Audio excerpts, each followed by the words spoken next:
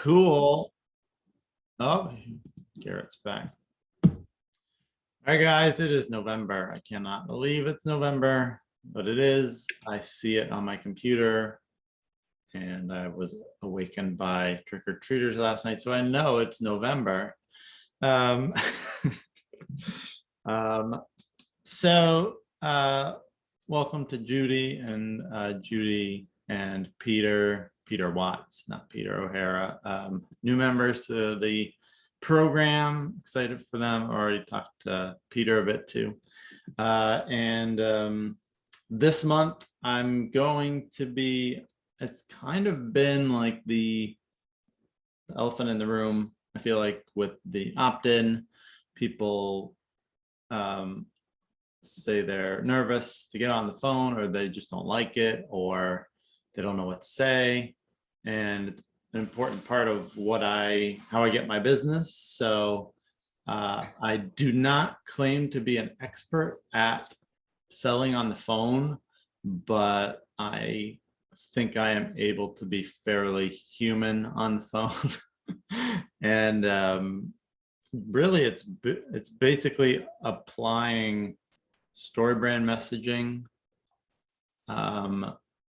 emphasizing, connecting to the people if they allow it. Some people will not allow you to get into a conversation.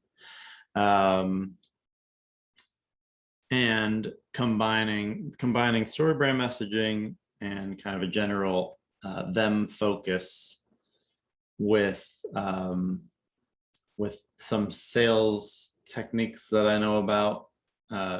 I'm mainly thinking about the presumptive close, and I have started saying the price before I say all the benefits of working with me.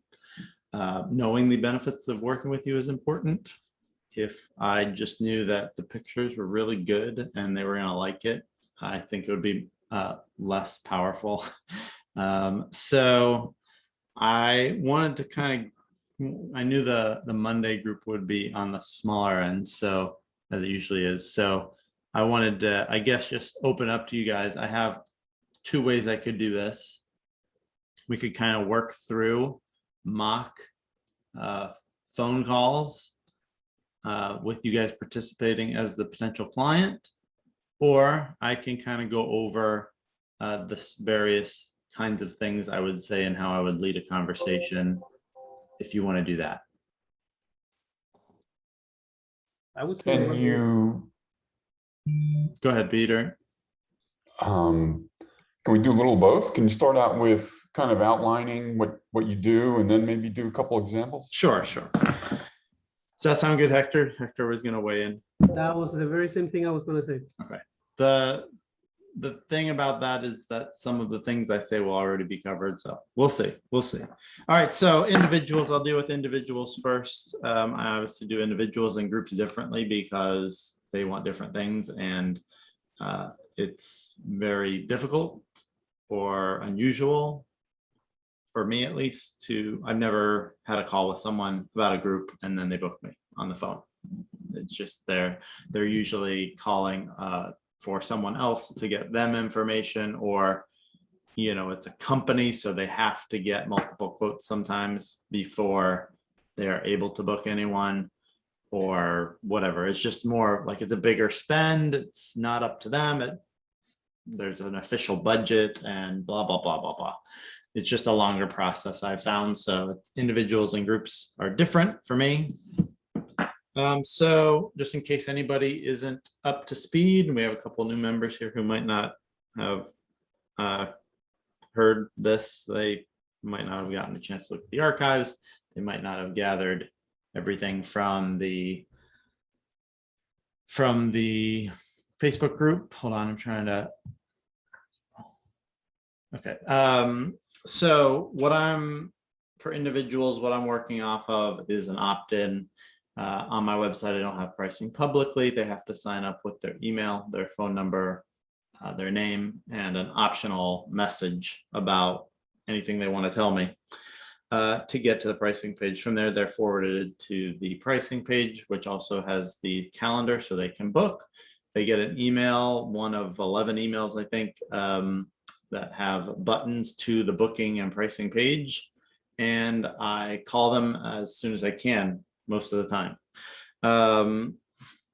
And so this is the main, when I call people, it's almost always because they put in an inquiry and I get an email with their name, phone number, email. So that's how I'm doing them. It's not a cold call because they have expressed interest. A cold call is when you call people who didn't know about you, weren't interested, and then you try to convert them.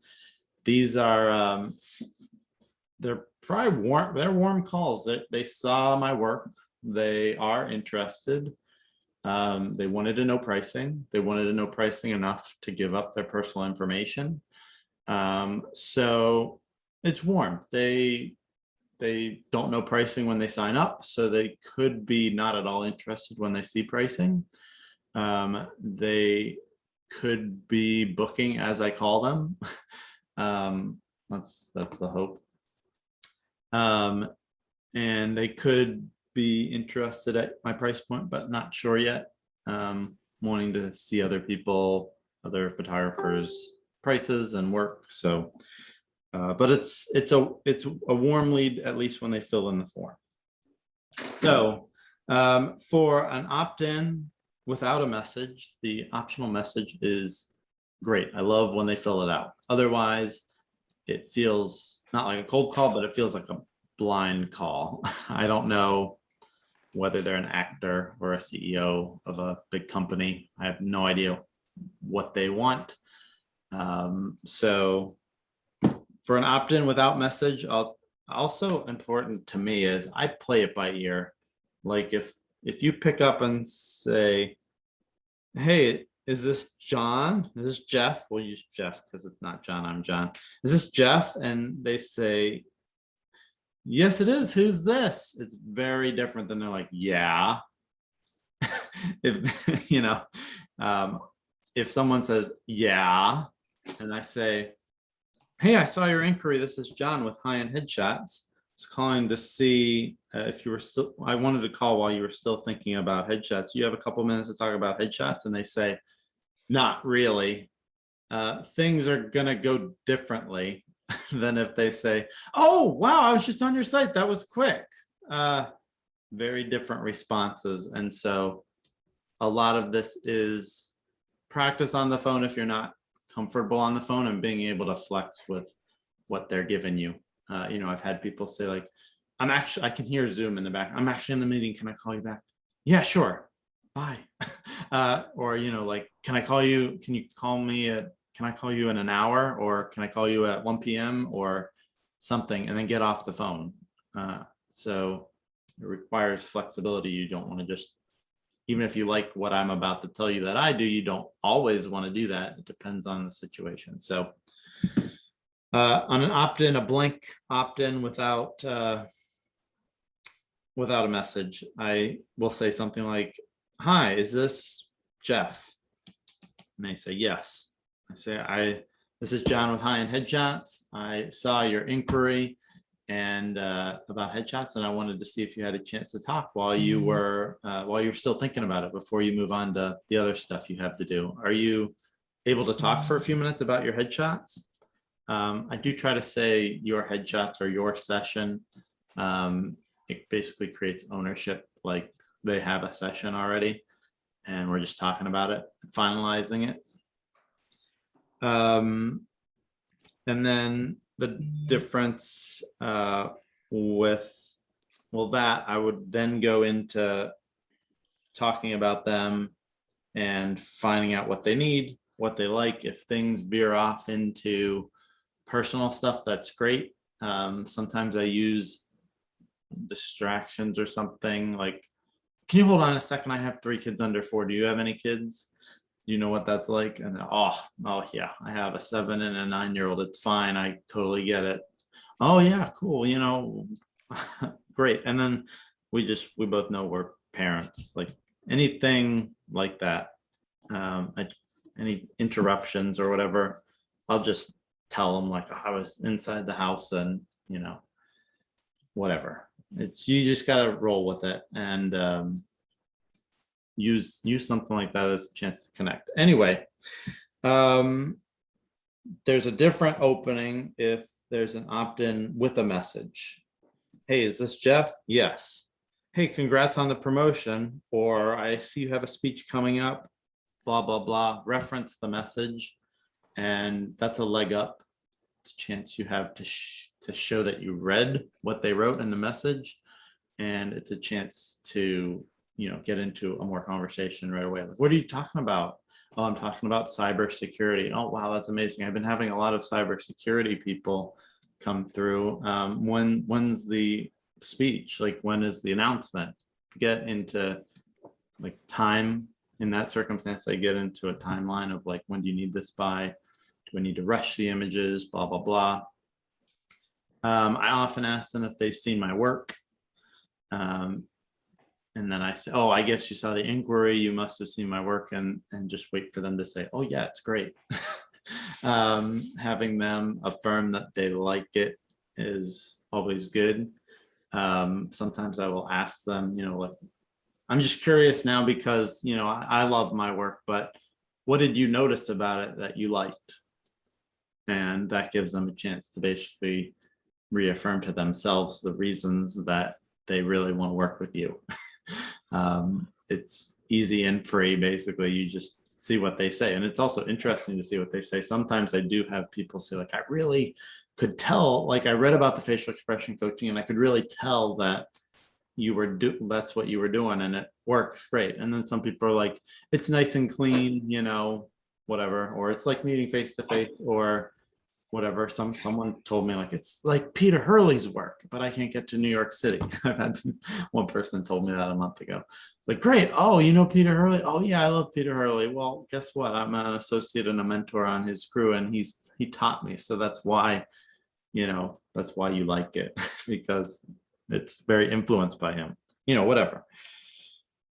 So talk about them, play it by ear. You can keep it directed towards the headshots unless something personal opens up that you want to explore. Sometimes it depends on how much time you have. I've called people like a few minutes before someone was walking into the studio. I've called people in the car.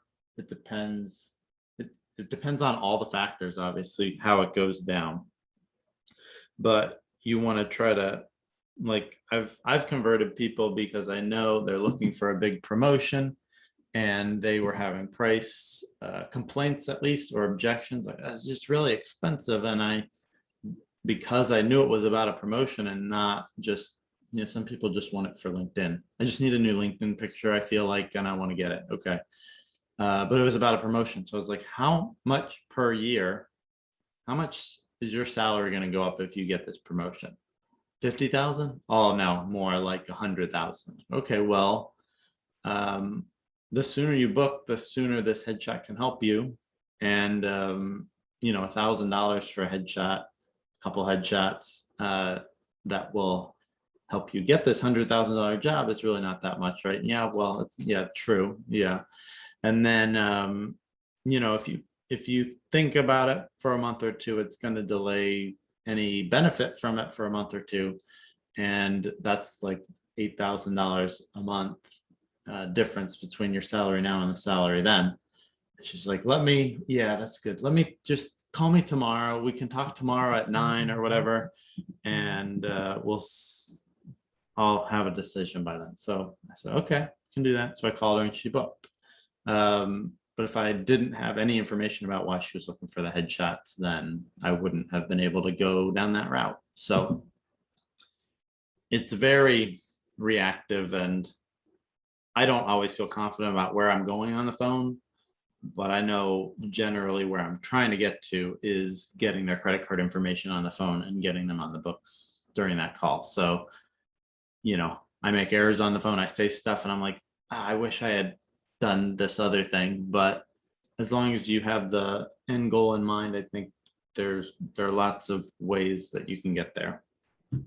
So talk about them, play it by ear. At some point, you gotta wrap it up and say like, oh man, that's awesome that you're getting this opportunity. I wanted to tell you about the details of the headshot session. Did you see the pricing? My website is supposed to redirect you, and you should have gotten an email with a button to see the pricing page. Did you see that? And whether they say yes or no, I mean, I just clarify. Okay, so you know it's 290 for the session and it's 295 per image, right? Cool. And then I don't say dollars. I mentioned that in the group. And here I think that I want to get away from saying $290 and $295 because it emphasizes price. And it is another word about price. And it's, I think, you know, some high-end experiences don't have dollar signs. So I just say it's 290. We all know what we're talking about. And I feel like that's helped. It's not something I can really be sure about, but it seems like it helps. And then, so I cover pricing. I'm starting to get into a habit of covering pricing first. The reason for this, as I think I've said before, is pricing is a hurdle or could be a hurdle, usually is a hurdle in what we get, what we buy. So I want to cover that first, because if I just go over the benefits, it leads to two things. It leads to them, I think, coming up with their own price. If I just explained a Lamborghini to you, a specific Lamborghini has this many horsepower, it goes this fast, it has blah, blah, blah, blah, blah, you might think, man, this is awesome. It seems like it would be like 175,000 to 200,000. And then at the end, you find out it's 329,000. You're less likely to buy it if you're in the market for an expensive car than if you knew it was 329,000 and then were into the benefits and like, oh, this is going to be so awesome. But once people set what they think it should be, it's more of a hurdle to change their mind, I think, and make them be willing to pay something higher than they were planning to for 10 minutes, 5 minutes while you were explaining it. 2 minutes maybe, than it is to just tell them the price. Maybe they'll be surprised, wow, that's expensive. Well, let me tell you why it's so expensive. And then you build value to the price instead of building value and then trying to change their mind about what it should cost. So in addition, it is also better when you are done talking about the benefits to say,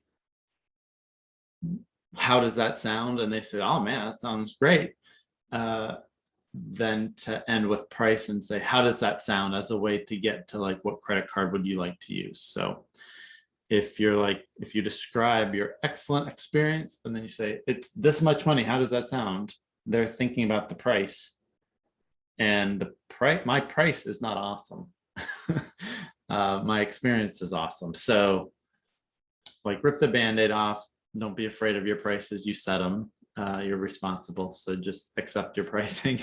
Tell them the pricing first is what I recommend, so they know what they're in for. And they can also tell you like, oh, that seems fine.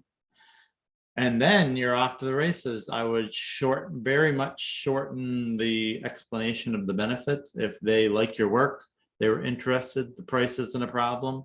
I'd be like, great. So you saw it comes with facial expression coaching, and you get to choose your images at the end with me, and they're all retouched. So what credit card would you like to put that on?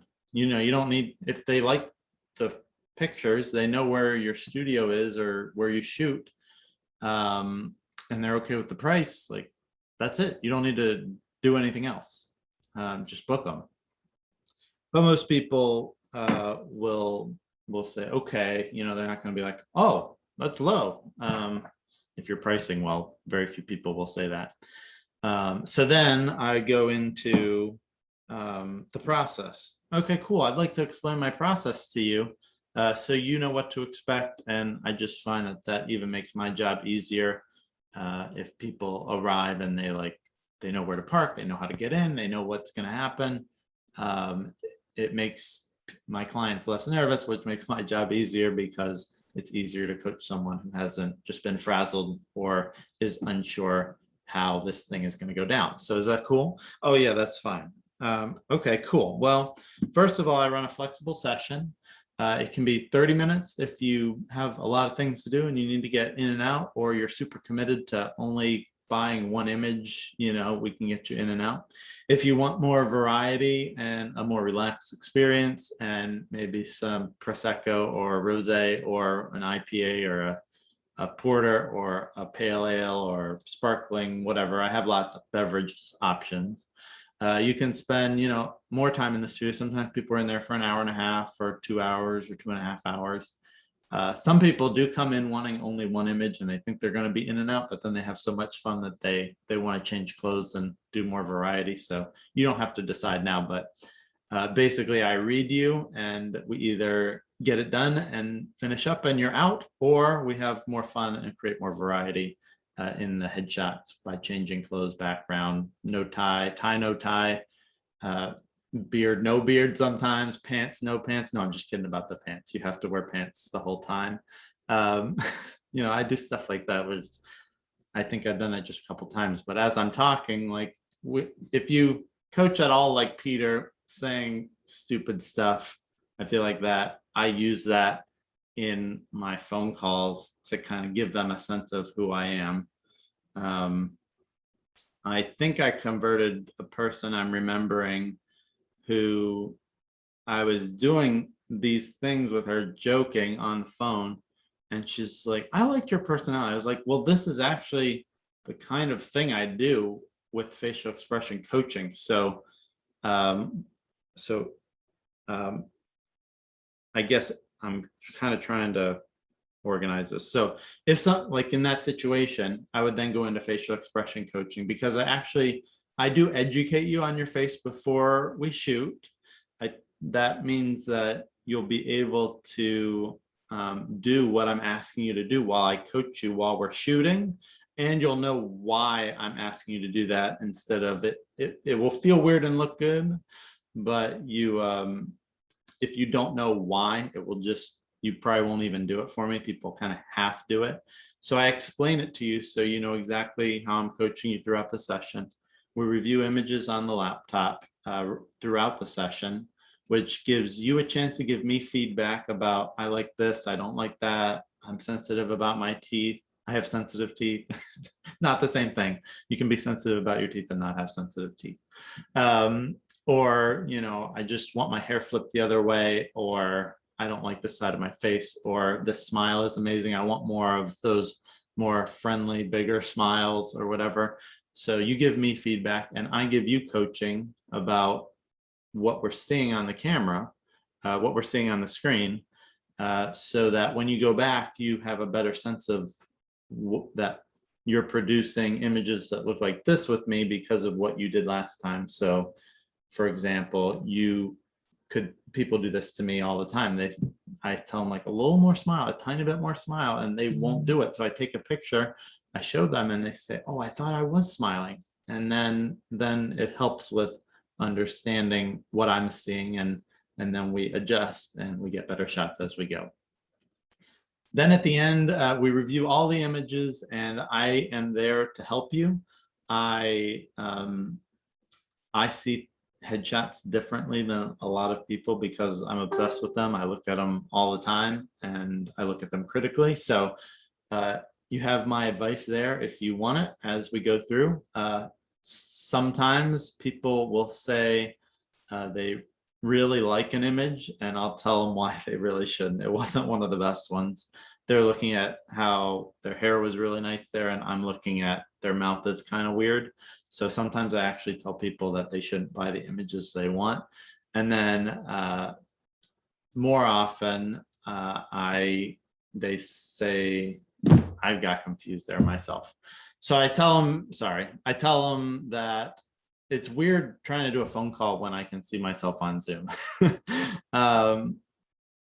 I tell them that I help them by either having them reconsider a shot if they are thinking they want to get rid of it, but I think it's one of the best. and people often change their minds and see that it's a really great headshot. And then I also will tell people that the shots they like shouldn't really make the cut because of mouth tension or something about the image is something that I think doesn't make the cut. Then you pay for your images. So we whittle, I say this a lot, we whittle it down to the best of the best together. And whenever you don't want to delete anymore, you buy those images and they're retouched. They're delivered with in different crops, so you can use them wherever you want. And that's it. They're retouched and they're sorry. There's a Panera order for my wife and they're calling me, so I'm dealing with that. Done dealing with that. So they're retouched. Each image you sorry guys, it's been a long month and a half. Each image you buy is retouched and delivered in crops that make it easy to use wherever you want, and that's how it goes. Does that sound good? And they say that sounds great, and then I say, cool, what credit card would you like to use? And this is a little bit aspirational. This is what I'm wanting to do and I'm starting to do. And I think it's better. So I guess, yeah, I would say if they say, sounds great, sounds like what I need, then what credit card would you like to use? And I'm starting to put the credit card before determining a date, because a date and a time is another hurdle. We can always work with it. Can always get a time that works for me and any other person, basically, if there's not a short deadline. But I'd rather get the credit card information, get commitment from them with money, and then find a time that works, then perhaps maybe they can't look at their calendar for some reason, or maybe it's not as convenient a time as they were hoping. I'd rather just get the credit card information. And then I think there are 4 things that happen and will happen to you when you do that. I guess 5. They'll have general questions. Well, first, like, do you know, are these the pictures on your website that you took? You know, person thought that I was using stock images a few weeks ago.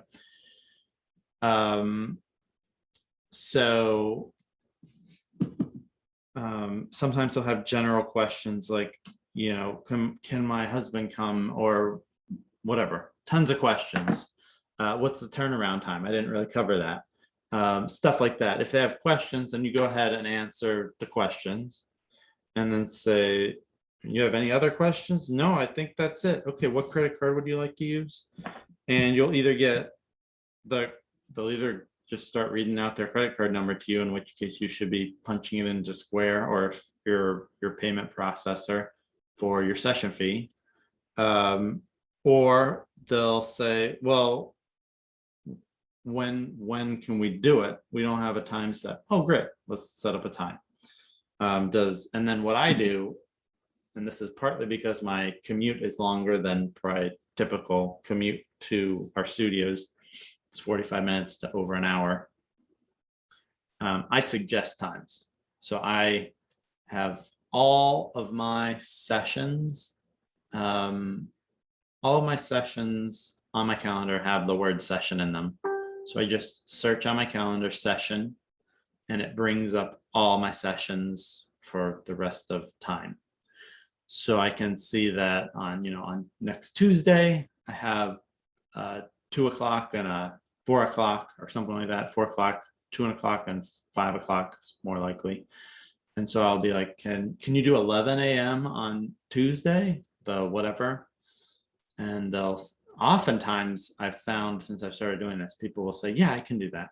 It's surprising that even busy people, if you tell them a specific time, often they can make it happen.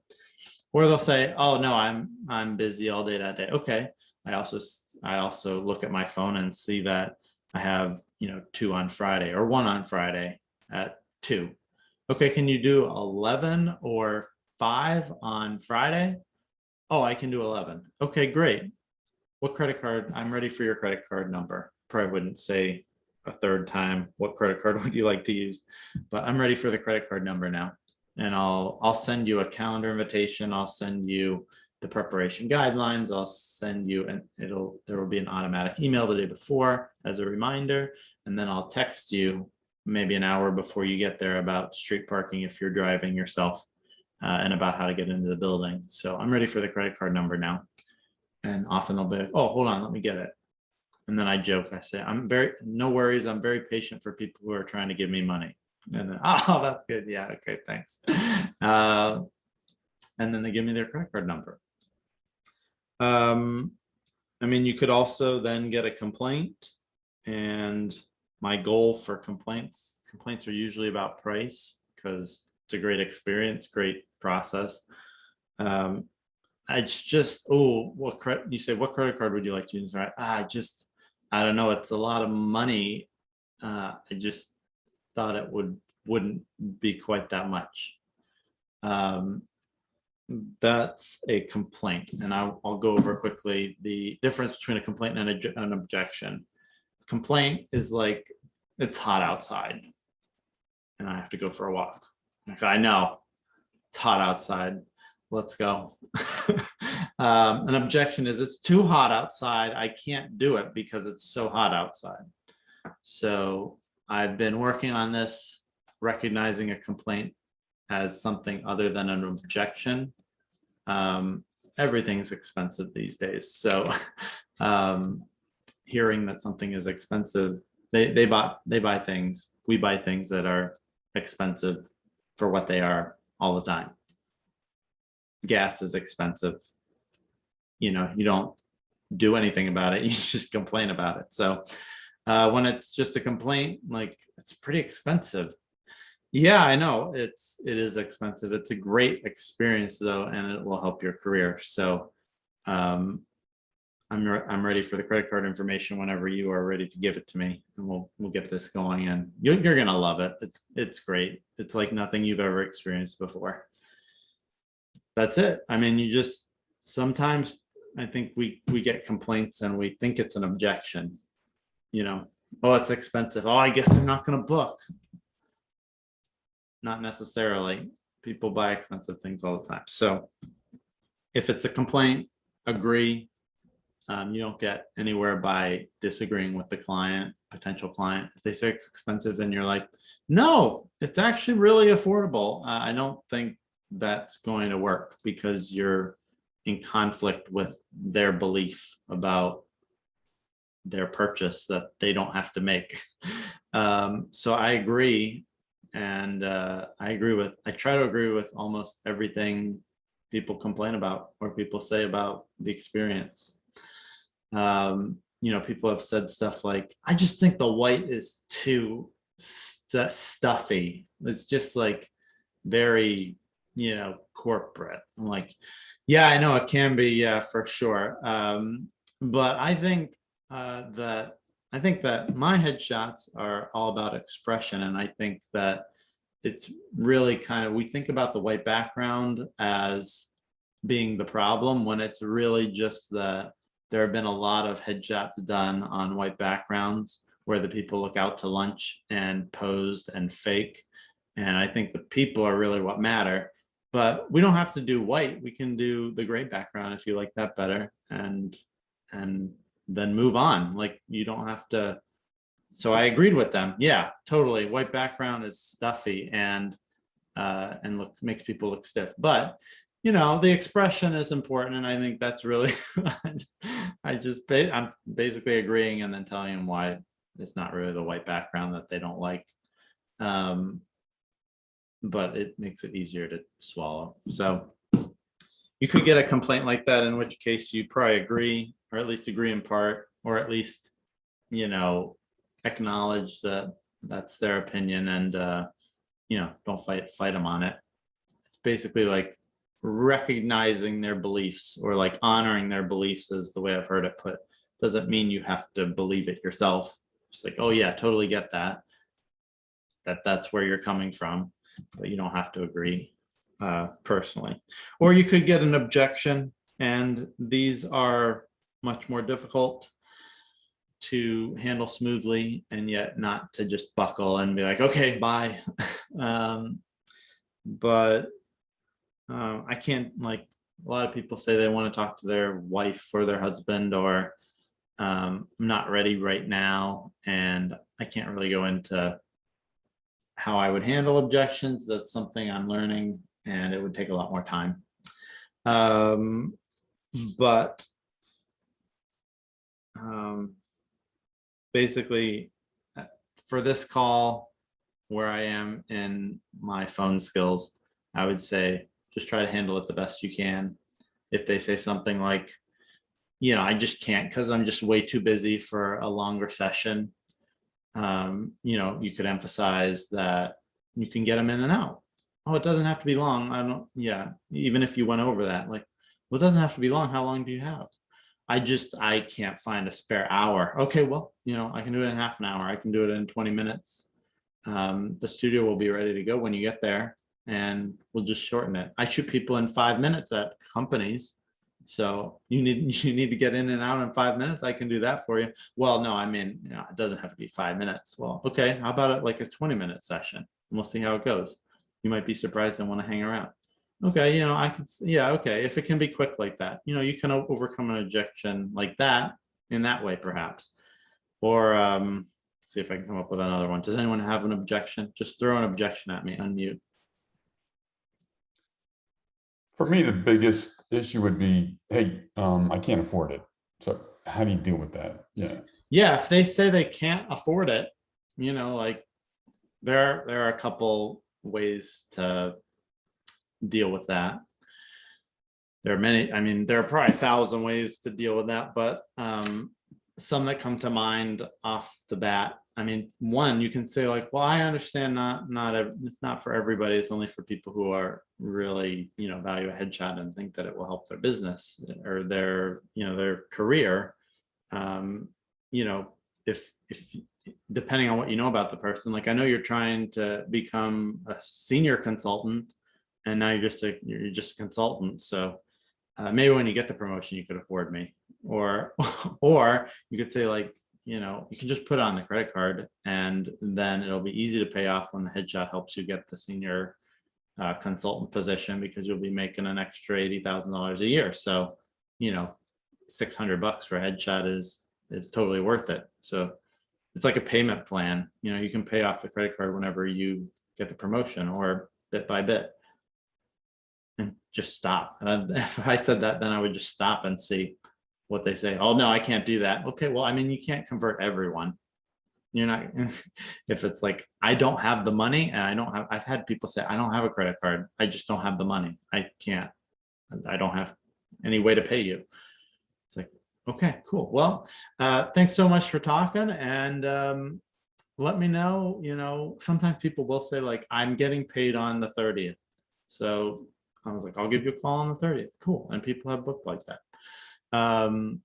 Or you can just be like, great, I'll follow up in a few months if you, in case you change your priorities, or you have the money then, or whatever, and then put them in your CRM and follow up.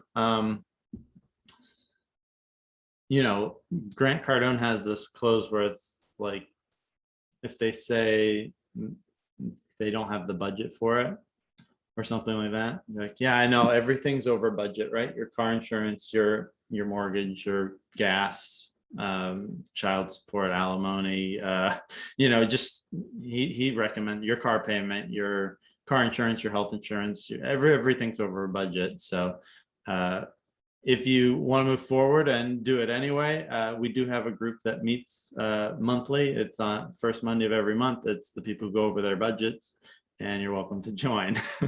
So what credit card would you like to put this on? It's he does stuff like that where it's funny, and it's like, yeah, I mean, everything's expensive, so you should do it anyway. He tells people to do it anyway.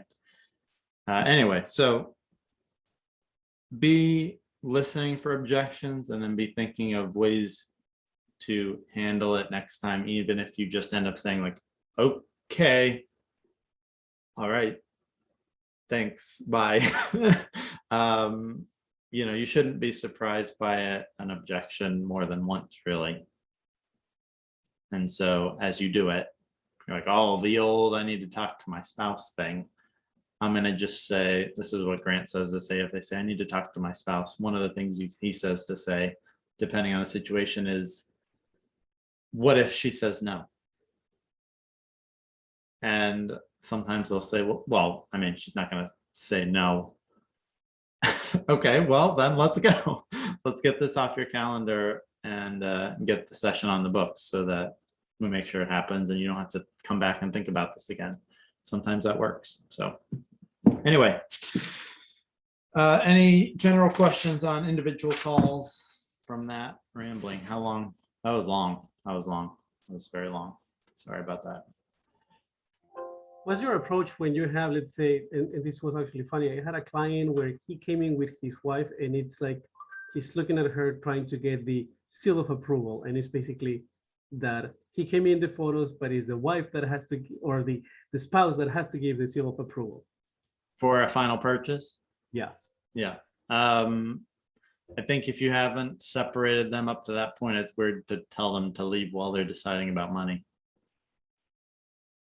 I feel like Peter suggests that it usually is bad to have a spouse around or somebody else. With my small studio, it's weird to ask them to just sit in the hallway if it's like someone they're married to. I've found that for me, when I have people in the studio, usually it's either helpful or neutral.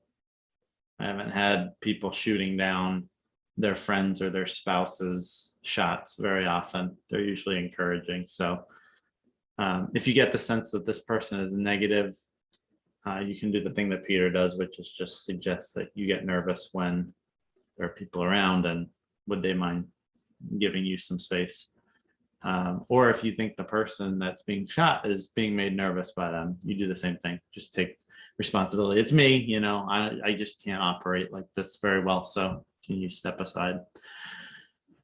Cool. All right. Let's go into groups. Groups is John, yes. do you recommend that we write out a script ahead of time if we're totally kind of new to this calling? I think it would depend on the person. I don't think a script would help me because then I'd be reading it. And I'm pretty expressionless on the phone if I'm not watching it anyway. So if I were reading it off my phone, it would somehow sound even more monotone and scripted.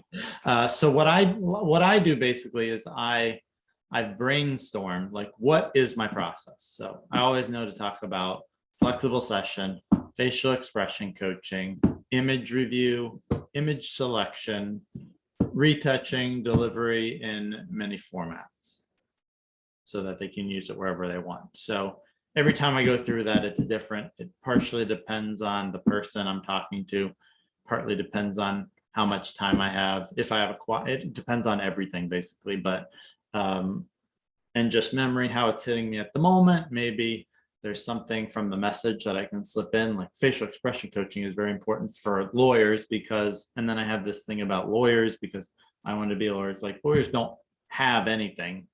They know stuff, they think stuff, they write stuff. And so building trust and creating connection with your potential clients is going to make them book you more and be willing to pay more because it looks like you have your act together. I don't say that about consultants or, about consultants. I say like, if I'm talking to a group about who's a consultant firm, I was like, from what I understand, places like Deloitte and PwC, KPMG, they put out contracts and they have headshots of the, 6 or 20 consultants that are going to be working with you on this project. So you're working with this huge consultant company, but you're not working with everybody there. Like these are your people. So do you do that? And they say, yeah, we do that. Okay, well, this will create trust in and create connection with the people who are actually going to be doing the work. You know, I wouldn't say that to lawyers. Lawyers, I don't think do that. So I have these like bits that are loose, but kind of have some structure. And I've done it enough where I pretty much cover all the things that I want to cover in a way that is sometimes more personalized, or I think just comes out more authentically because I'm not reading something or saying the exact thing 100 times over the course of a year. So I would kind of piecemeal it like that, and then just practice. You know, it's fine if I say like I have a flexible session, we do image review and image selection, and you get the crops and blah blah blah. It's retouched.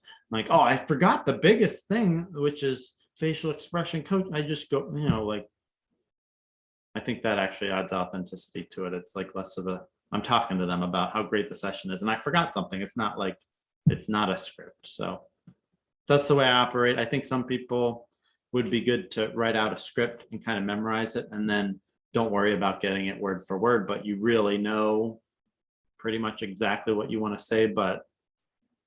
And then some people, I guess, can memorize it and just give it in a very eloquent way, and it sounds great, and it's exactly what they want to say, which I guess would be maybe the best possible way to do it, but only for the people who can do it that way. For groups, it's much more simple because why is it more simple? I guess because a decision is probably not going to be made on that call. So basically, it tends to be more informational, and it tends to be a repeat of basically the process for the individual headshots, because it is the process for individual headshots, except it's in 5 or 10 minutes. So there's also more information about, I talk about how to make it easy for the point of contact or whoever's going to be running this thing on the company side. So a cold call to me sometimes happen, or an email to me sometimes happen, or I have the corporate pricing inquiry form, the opt-in for companies. So I will get an email that has their name, email, phone number, and the message. Usually the message will say like, either we have an event November 24th to 25th. That's a bad example because that's Thanksgiving. November 10th to 12th. And it'll be, you know, 100 people, and we need 40 headshots, or we need a blah, blah, blah. We need an extra environmental image for each person. They give you details. Like, I feel like corporate people inquiries often have details, but you still want to get on the phone, make sure you have the details. You know, I got an inquiry that was like, we have, you know, 300 people in 4 locations as last law firm. And so I wanted to know, like, where are they? Are they mostly in DC? Are they mostly in Atlanta? What's the distribution? So cover details. I generally want to cover how many people, whether it's one image or multiple image. Is it a tight headshot and a loose portrait in the same style? Is it a headshot and an environmental portrait? Just one image? What are we talking about for the deliverables? Where are you seeing this happen? I have a studio 10 blocks north of the Capitol. Do you want people to come there, or would it be much more helpful for me to go to your office? And where is that? What's the timing of the day? Do I have the whole day to shoot 25 people, or is there a conference, or is there a lunch that I can't shoot during, or are they flying in the morning and I only have the afternoon, or like anything like that? And then what is the timeline or deadline for shooting? Do you need these in 2 weeks? Is it like a next year thing? At this point, a lot of them are like, well, like probably January, we'll do it. Okay. That's helpful to know for following up and when to follow up. If they say we really want to do it in January, February, March, April, first quarter, I'm not going to follow up in a week and be like, have you made a decision? Can I help? You know, it depends on it. It affects how I follow up. So after I get the details, I say, oh, cool, great. I do stuff like that. You know, I did a lot more before COVID. I say, like, I haven't done it lately, but I used to shoot people in 5 minutes at an office, you know, 40 a day or whatever, all the time. So I'm happy to be getting into that. It's really fun to blah, blah, blah. So I go, first of all, I want to go over pricing, same idea as before with going over pricing, so they know what to expect, and then you can build value in that pricing. So pricing is simple. It's $395 per person, and that includes a retouch image for each person. And then if you want me to go on location in the DMV, it's 1,000 additional flat. So that's the pricing. And I will wait for them to say, that sounds reasonable, that sounds high. That sounds about like what we are getting from other people, which I've been getting. So I need to raise my prices again, I guess. And then I said, oh, cool, great. If it's not like it's way too high. So great. Do you have a few minutes to let me tell you how I operate? I do things differently than I think everybody else in the area, and it results in the employees hating you less, and and it makes your life easier because of how I wrap things up and how I schedule things. So do you have a couple minutes to talk about that? And they do. So then I go over scheduling. Okay, so you have 100 people. Instead of you having to schedule them all and make sure that we get all of them done on the day, I can create a scheduling page on my website just for you guys. And for the 20 people, I'll have 24 slots or so.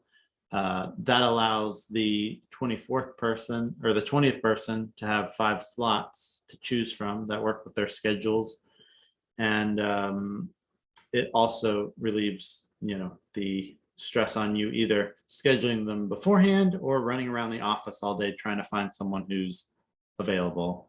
And it makes my job easier because people will be available last minute like that, but they'll be annoyed. And it's very hard to shoot annoyed people in a way that makes them look on the friendly side. So this allows them to know it's coming. They get a calendar invitation and a confirmation email. They get the preparation guidelines, which allow them to look good on the day, and so we can produce the best images. I get a reminder email the day before so they don't forget to get ready for the coming day's headshots. And also because they sign up for free because the company's paying me, so I get their email, their phone number, and their name. So if they don't show up, I don't have to bother you, and then you go find them, and then you coordinate with me and them and find another time. And because I have the extra slots, if someone doesn't show up at 10:15, I can just text them and say, does the 2:15 or the 3 o'clock work for you? And they can say the 3 o'clock works, and I can reschedule them myself. So you don't have to be bothered with that. I do the facial expression coaching. Even in a short session like this, I coach them on their facial expressions. We review images throughout the shoot once in the middle of the shoot, and that allows them to see what we're producing, allows them to give me feedback about what they like, what they don't like.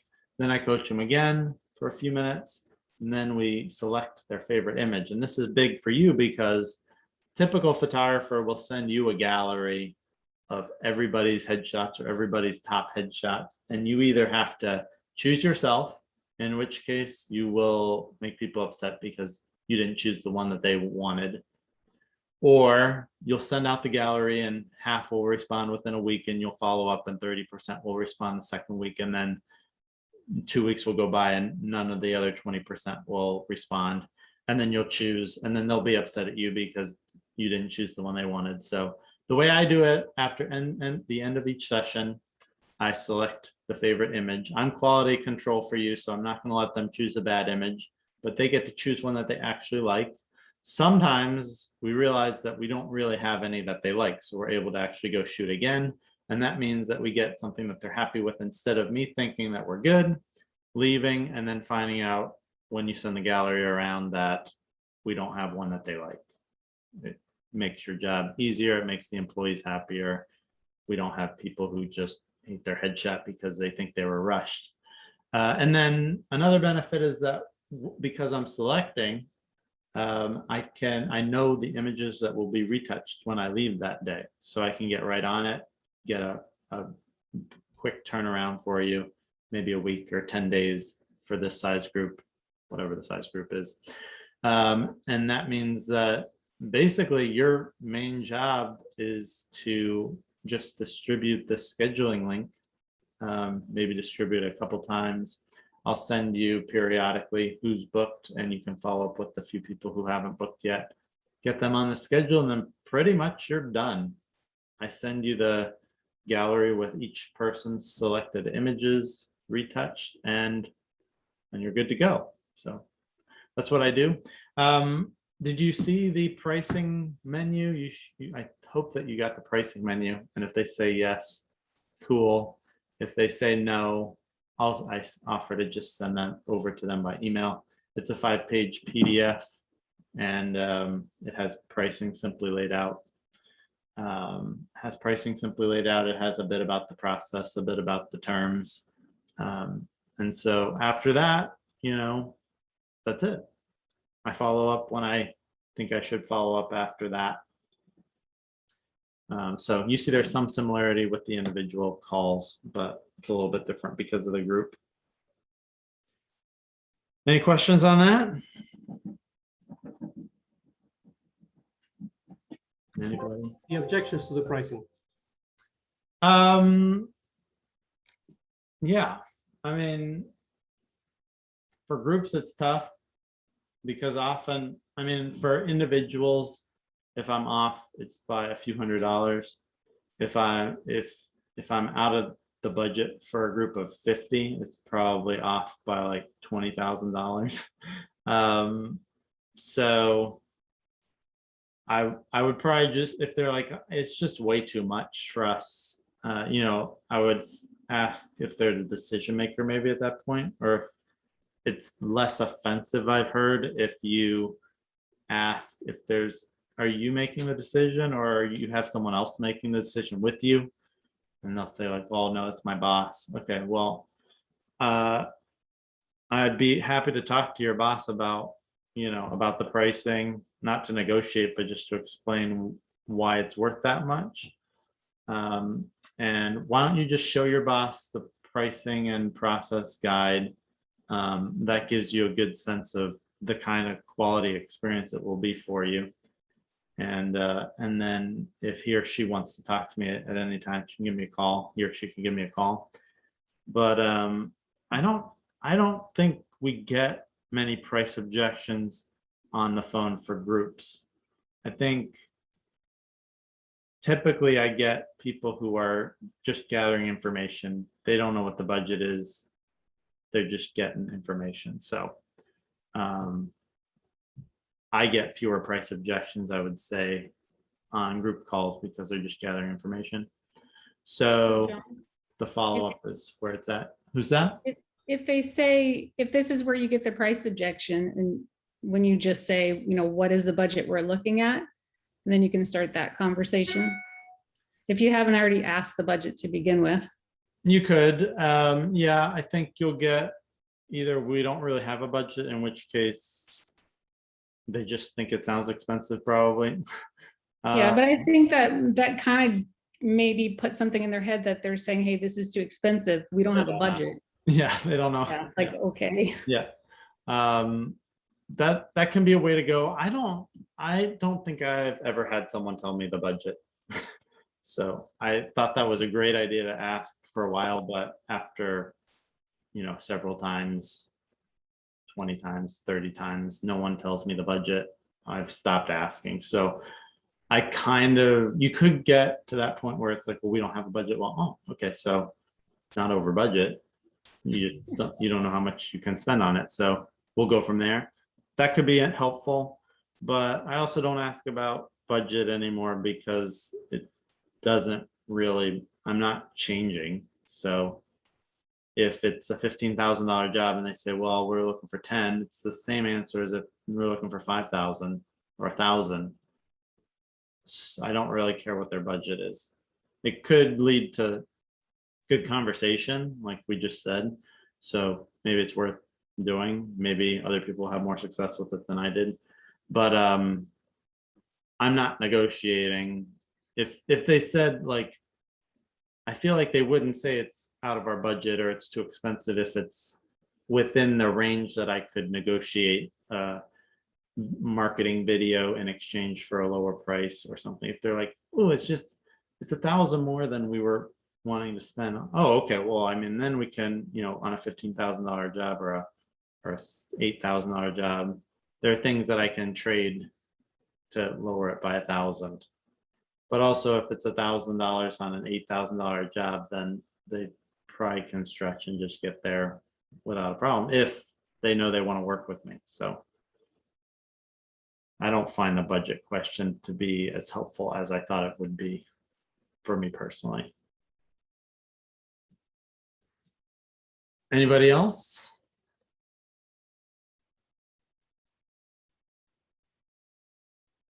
Okay. It's been over an hour. I've talked a lot, so do you feel like that was a good way to cover it, or do you feel like it would be very helpful to do a mock, maybe a mock individual call? It sounds to me, and hey, good morning, everyone. Hey. Yeah, it sounds to me like you've done a lot of the onboarding process, sales strategies, and I hear the budget question kind of coming up quite a bit. I think you would probably agree it's fair to say like might be wise to explore like the different lead generation options, right? So if like a lot of people are coming to you who are like, oh, it's too expensive, that might mean that it's important to tailor the whatever your marketing process is toward people that are better fits, and then those objections don't come up as much. I think that's where the difference may lie, where you're a little bit more well established, you have this reputation, you're probably getting referrals from other clients who are in the same demographic. So maybe the conversation or something people can think about is like, all right, well, maybe I should explore where I'm marketing myself and the clients that I'm looking to attract. Yeah, stop advertising on the windows of the Dollar Tree store. Right, Yeah. exactly. Yeah. What I'm talking about is the opt-ins, which are happening more and more organically or from ads. But I think what you're saying, I mean, Peter, I don't know Peter well, but he seems to have a very good sales background, right? Is that you? Yeah. Yeah, I'm new to photography, but I've been in some sales stuff for quite a while. So awesome. Appreciate your input. Yeah. I mean, what you're saying perfectly aligns with like why I encourage people to be on LinkedIn. People on Instagram for professional headshots. If they're on Instagram more than LinkedIn, then they They're probably gonna don't get barter the drinks. value of a professional headshot, because LinkedIn is the place for professional headshots. So yeah, that's why LinkedIn is awesome, because our product is used there for professional purposes, and those are the people who are willing to pay more generally. Cool. Thanks, Peter. Anybody else? I didn't hear a call for the mock individual interview or phone call, so we'll skip that. I think I covered, how I handle it. So that's good. We'll wrap that up. If anybody wants to stay on, I want Judy to give an introduction, because not everybody knows Judy. Most people in the world know Judy, but not everyone. So Judy, can you tell us a bit about you?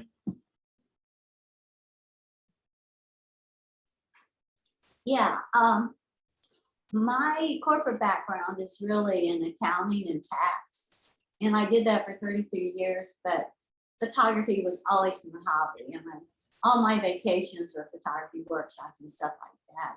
So I retired 3 times. The first time I retired, I tried pet photography, and then I went back to work. Well, no, the first time I retired, I came to Texas and took another job, and then second time I retired, I did pet photography, which was fun, but it wasn't quite working well for me.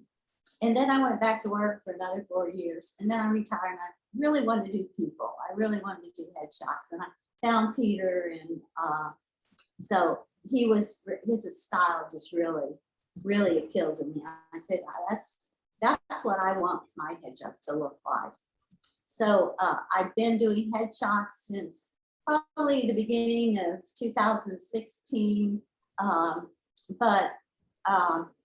And I think I do a really good job, and I think my headshots look really good, but I am really a poor salesperson and a poor marketeer. So those are the 2 obstacles to my really making bank. And Yeah. that's why, and I'm embarrassed to state my prices now, but I'm definitely going to go to the opt-in the next month or so. I need to do a lot of work on my website, and I'm definitely going to go to the one-on-one pricing. And I'm going to start off kind of low, like 145, 150, and see how it goes through the end of the year. But eventually, sometime next year, I really want to be up at the 190, 195 level. Yeah. So what my goal is, I really want to make 75 grand next year. Okay. Yeah. That's my goal. Can I jump in there real quick, John? Yes. So Judy, I went, when I went 1-to-1, those numbers, the 190, 195 terrified me. So I was at 275. So I went really, I scared 120 and 125. I will tell you right now, I wish I had just gone straight to 190 and 195, because the people who didn't want to book me at 120 are not going to want to book me at 190. And the people that booked me at 120 would have booked me at 190, is my opinion. Because something that I think it was Peter was just saying is you're going to have people who are referring people and they're all in the same group. Just go to the 190. I would just do it, and you'll get to the 75 next year. Especially if it scares you, because you'll see all through this group over and over people putting their price up, and somebody will say, does that scare you? And if it doesn't, you're not where you need to be.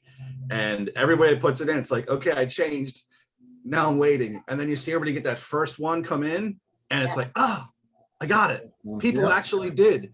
And the next thing you know, they're booking like they did before. And I think it's more us than them. So, and your work's good enough. Your work's great. So anyway, that's just my encouragement to go straight to 190. Because if I had, that would have been, I think it was 3 months. I don't want to go back and see how much money I left on the table, but I left money on the table because I didn't go straight there. Yeah.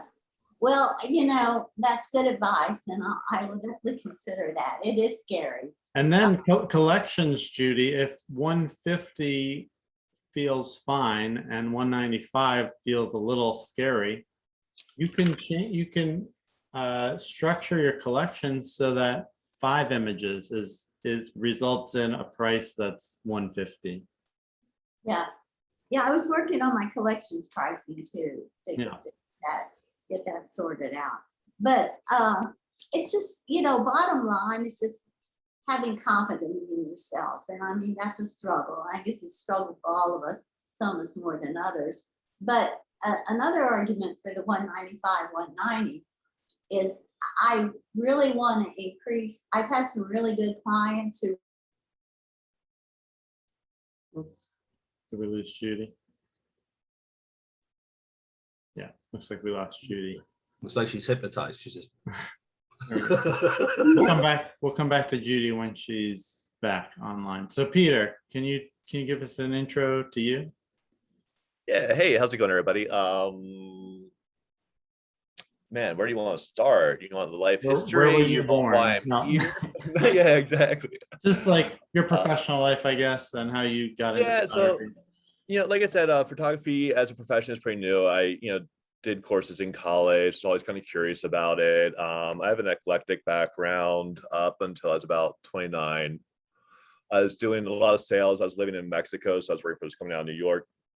And I just got super burnt out and decided I want a big shift in my life. I was also really unhealthy at the time. I was like smoking, drinking, partying a little bit too much. I was done with all of it. So completely, made a big shift, moved back to the States. I got into health and wellness. I'm a massage therapist. I do pain management. I lead small group wellness retreats. I do a little bit of health coaching.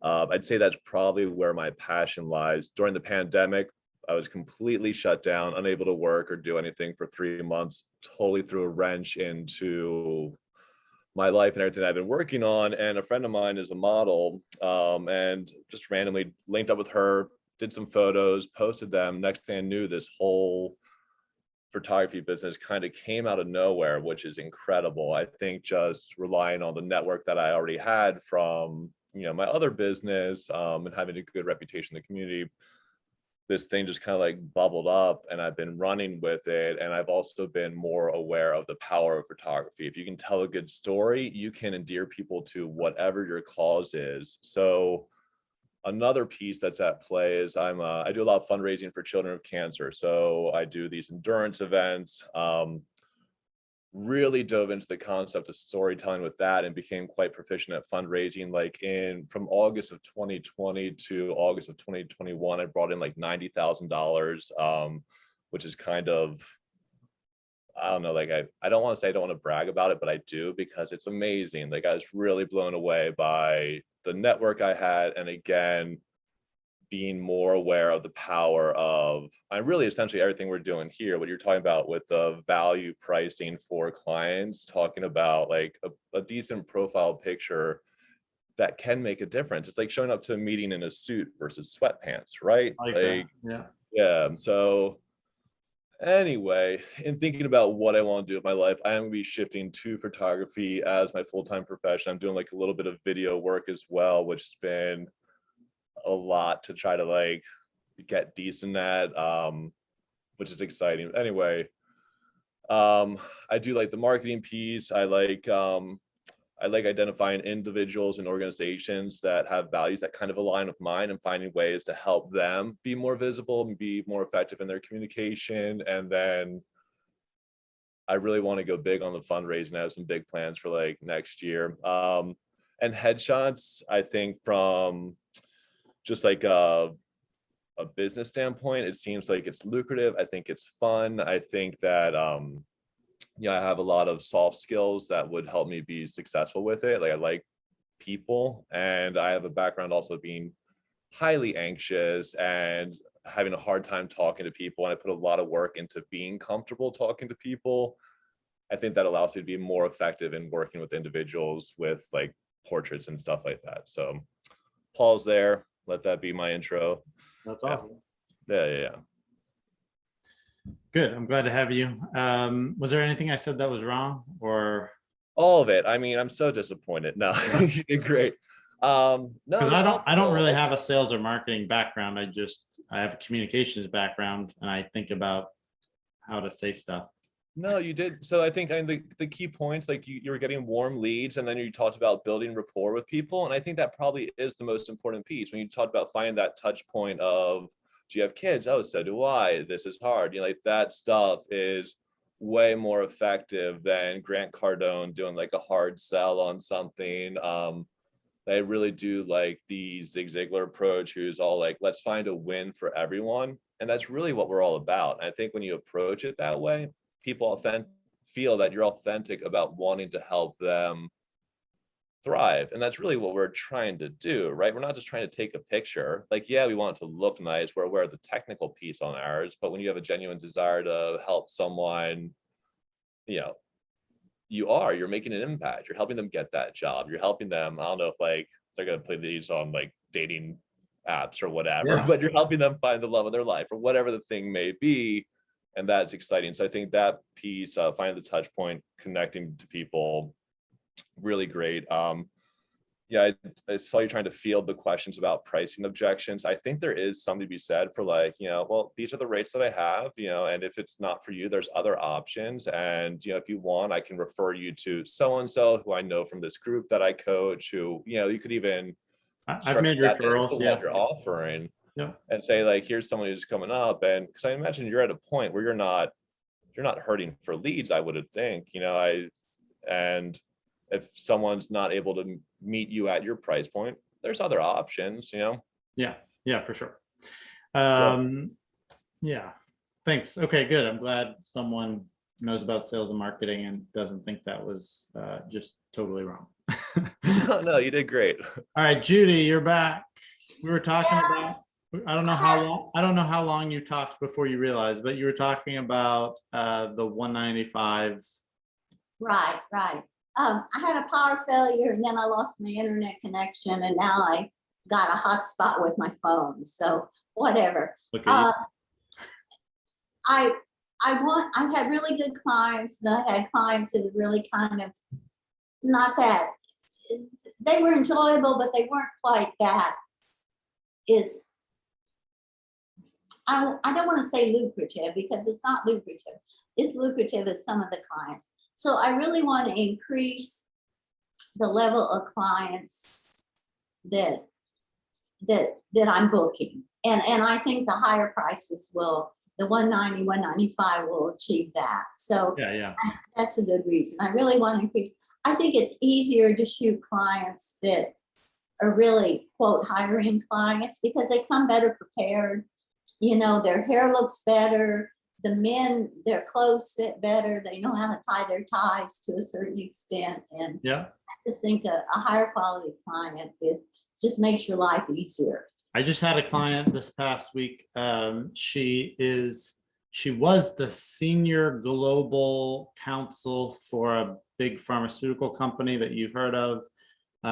She quit because she was getting too much work and the work-life balance wasn't good. And now they've made a new role for her. So she's going to make more money and have a better work-life balance. And so she's a big deal. Very nice. Obviously, you wouldn't know that she was a big deal. But we got down to 14 images and she was like, okay, so like, what do you think I should do? I was like, well, you're not strapped for cash, are you? And she's like, no. I was like, I just get all of them then. You're gonna like having them, even if you don't use them for anything. These are the best of the best. And she's like, yeah, let's do it. And it was what? $3,000 and she tipped me $350. Wow. You're not going to get that at 125, 130 or whatever you were, 145, 150. You're not going to get, even if they bought 14 images, it can be like, whatever, $1,000. And I don't think you'd get people who are like, yeah, I want them as often at least. So Yeah. I think the 195 in most places in the United States starts getting you good clients who get it and who are ready and who want them and who don't mind spending on something they really like. So In Dallas is a good market. It's a strong market in some respects. It's not real strong on Peter's style. I mean, I don't think a lot of people are, Dallas, big hair, big makeup, and lots of false eyelashes. But it's got a real strong corporate presence. So I think 190, 195 is probably the way to start. and once someone buys it, you're gonna be like, oh yeah. The first person I was scared of 290, 295, and then I talked to my first client, which was a referral, which was nice. And I told her the pricing and she's like, yeah, okay. I was like, okay, great. When do you want to do it? And she bought my collection of 6 and was like, this is great. I love this. This was so uplifting. And I was like, it was uplifting for me too. And then after that, I was like, this is my price. And yeah, people are willing to pay. Just having that one person who's like, yeah, okay, is huge. You're expecting to say, oh no, well, if I got 3 images, that would be $600 or $800. You're expecting them to be like that, but then you get someone who's like, yeah, that sounds good, and you're done. That's it. All right, cool. By the way, guys, you don't have to stick around. This is kind of like extra time, extra chat time. I like to do a win of the month from everybody. So I see Jim first. So I hit over 10K again. Good. Yeah. And never would have done it at my old pricing. And also, so anybody who's not doing the LinkedIn mining, you have to go back and watch that. It's completely changed so much comes from that. And when you realize, once you get more connections, how far things go, you get people who you don't know that are suggesting you to other people, and it's amazing. So, but out of that, someone I shot, someone saw it, they didn't know them, I shot that person, and someone who knows them, they were going to come in, but then their company said, oh, we're going to do one for you. And she called that afternoon and said, well, they got what they need. They're horrible. I'm coming back to you. And then I saw she booked her husband as well. So I went on LinkedIn to look to see who he is. And he is a chief operating officer of Citibank. Whoa. So, yeah. And like you said, the senior councils, I shot one woman who's a local senior council, and all of a sudden, I'm like, you start looking at the titles of the people that you're connecting with. And I'm no longer connecting with the people that would have bought me at 120. They're all VPs of this, VP of that, senior counsel here, senior counsel there. And it's like, wow. And I love your line. I'm stealing that. You're not strapped for cash, are you? Because I know these people coming in, she's a vice president of a bank and he's a COO at Citibank. They are not strapped for cash. And they're Like, driving. when I don't know, I'm like, it's kind of subjective. Like, I don't know Yeah. how much money you have, but I knew that she had quit and was offered to come back at a different, like, Yeah. I felt confident enough, like, just get them. And they're driving over 2 hours to come to me. So they're Yeah. probably closer to you, John, which makes me feel really good that they picked me. Maybe I should lower my prices. No, so That's thanks, good, everybody. that's good. I asked for one win, but you kind of vomited wins all over us, but that's okay. I know. Well, I'm excited because like it's like Daniel Wakefield in the beginning of the year. If I hit 5K, I'd have been over the moon. Yeah. Now, if I don't hit 10, I'm like, what's wrong? I'm like Dwayne. I'm starting to jump off the cliff. Yeah. Don't do that. Be like Dwayne, I mean. I am next in line and I usually go last, so I'll share. I feel like the biggest win for me is that it feels like a bummer that I was 1,000 short of 50,000 this month. That's good. It would have been my fourth $50,000 month out of 10. So I really wanted to make that. I would have made that, except the person I had an ordering appointment for portraits with on Saturday had her mother-in-law go to the ER. So we're going to do it Friday. So my win is that 49 is a loss for me. I'm really annoyed. And then I have now 3 big law firm leads, one for 300 people. That would be like 120,000. One for 500 people, which would be like 225,000. And a new lead from my first big client, my first $1,000 individual who came back a few weeks ago, is now going to a law firm where she's going to be trying to become partner. And she referred me to someone in the marketing, which I have to reach out to, but they're doing a rebrand next year. And I went on LinkedIn and LinkedIn says there are between 1,000 and 5,000 employees at this law firm. So if this is theoretical, thinking big, but if I got all 3 of those law firms and we're shooting 1,000 to 5,000 at that third law firm, then I'd be almost at my goal of $1 million, if not over it, with 3 jobs. And thinking even bigger, it could all happen on the same month. I could secure all 3 law firms at the same month. I could have $1 million month. Nice. But I mean, I'm not holding my breath, but it would be awesome, wouldn't it? Then I could just take 3 months, 4 months, 5 months to shoot those law firms and then take the rest of the year off. But I probably wouldn't do that. I'd push for 2. All right, so those are my wins. Peter. I think I don't know, I have a lot of great stuff happening this month. I'm excited to be a part of this group though. Like I've been looking for some guidance. I like the energy. It's definitely encouraging. I felt pretty lost with the whole photography from the business side. And yeah, I know you and I think we have a call scheduled later this week. I'm looking forward to connecting with you on that. I'm just really pumped. So I'd consider this whole 90-minute thing a win. Are you in Headshot Crew? Is there a Facebook group? Is that what I'm hearing? There's a Facebook group, but headshotcrew.com. It's where a lot of us learn to shoot, and it's an amazing community that was very instrumental in me being where I am now. It's $25 a month. You can sign up for the first week for free without a credit card entered. So it's really free, and you have to sign up if you want to continue. And then once you're there, I would check out TNT method. It's a tutorial on Headshot Crew. That's what my method is based off of, but it's, even if you've heard my method, you should buy TNT and watch that. I think everybody, like hundreds of people, probably over 100 people that I've talked to about it, seen their reports about it, it doubles people's incomes from individual sessions or more. Perfect.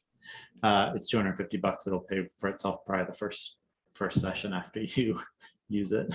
Yeah, I was looking at I think actually how I stumbled upon your website was possibly through hearing about Peter Hurley, and then I saw he has a course on the f-stoppers. I was thinking about exploring that. Down to check this one out, or just maybe do both. Because Let's yeah, say- definitely like from the technical side, I think compositionally and the people piece I have down, there's definitely a few more things with I have like experience with off camera flash, but I haven't done anything like formal headshots. So I'd be curious to see what I can. It's pick cool. up. It's mainly technical, but you'll get to know people who are experts in everything. Experts in Awesome. Squarespace, experts in cost of doing business, experts in environmental portraits, experts in everything you need to know. Yeah, that's awesome. That's super exciting. I appreciate it. And then I would do Headshot Crew first before doing Peter's tutorials. They're Okay. great. I have a couple of them. They're great and they're different. But I would say Headshot Crew, join TNT first, Awesome. On and it. this group, and consider one that you can consider is maybe it wouldn't be the best for you because you have the sales and marketing background, but Headshot Hot Sauce is the name of the group.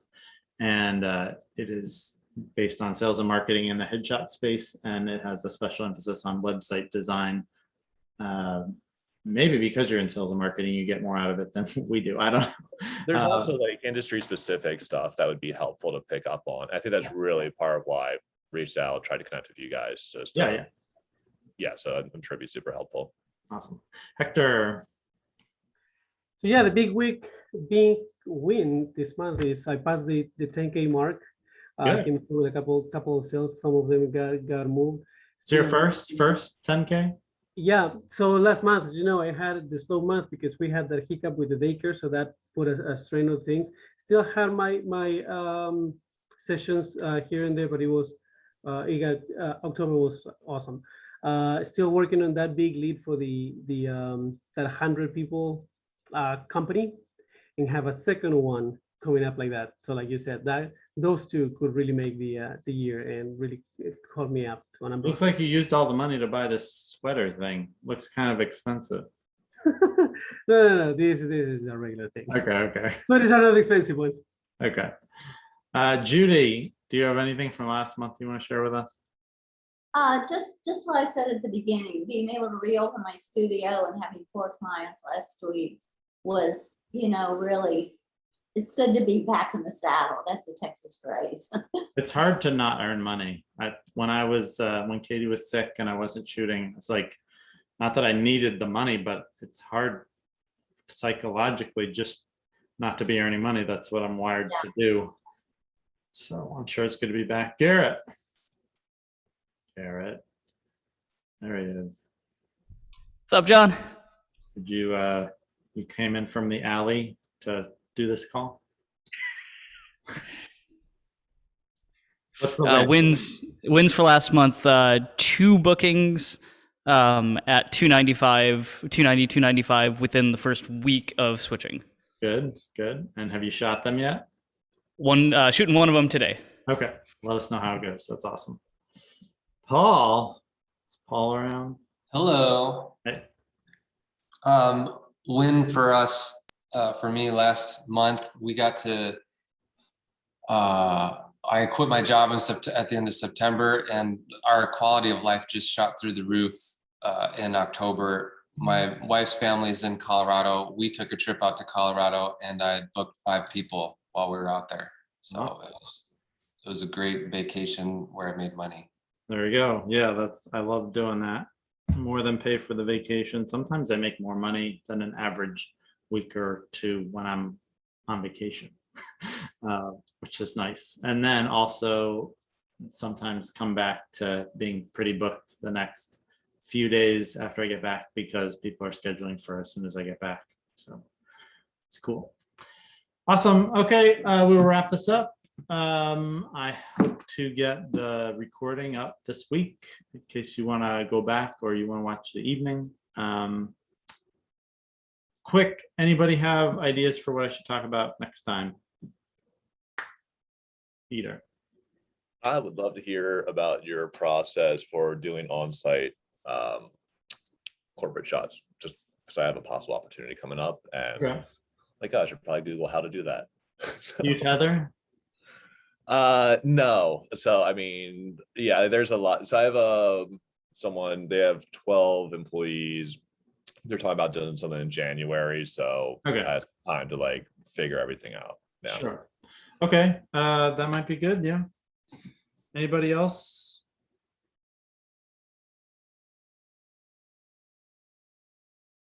All right, I'll have to either do that or think of something else, but We can figure it in the group. what's that? We can figure it on the Facebook group. Yeah. All right, cool. Thanks, guys. Oh, I just had a thought. Sorry. Yeah. I know you're wrapping it up.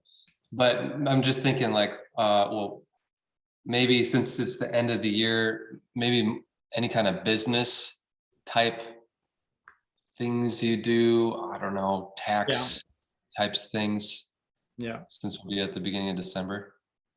Oh, yeah. that's an idea. I don't know if I'll be able to make like a lesson out of it. I think what I do is I send a postcard out to potential clients or good group clients, maybe a few of my best individual clients from the year. Just wish them a happy new year, happy holidays, or Merry Christmas, depending on the vibe I got from them. But maybe I should think more and come up with some more things that I will be doing that I can share with you. So, all right, cool. Take care, guys. Bye. Yeah.